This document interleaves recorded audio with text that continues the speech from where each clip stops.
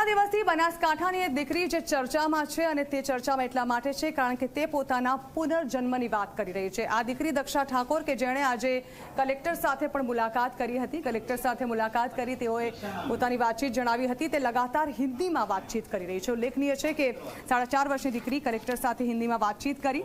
દક્ષાએ collector સાથે પુનર્જન્મની વાતો પણ શેર કરી છે। કલેક્ટરે આ અંગે કહ્યું કે ફેમિલી બેકગ્રાઉન્ડ જોતા આશ્ચર્ય લાગે તેવી આ ઘટના છે।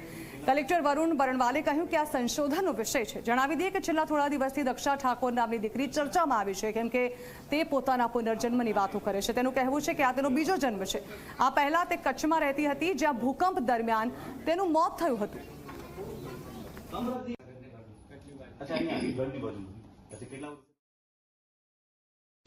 આજે જે થોડા દિવસથી સમાચારમાં ચાલે છે કે પુનર્જન્મ યાદ આવ્યું એવી દક્ષાબેન આજે એમની સાથે રૂબરૂ ચર્ચા કરી।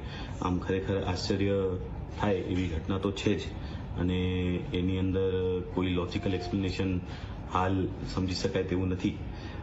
એની અંદર આગળ જે ક્લેમ્સ છે ને કઈ રીતે વેરીફાઈ કરવા એ પણ અમારા માટે પણ એક તપાસનો વિષય છે।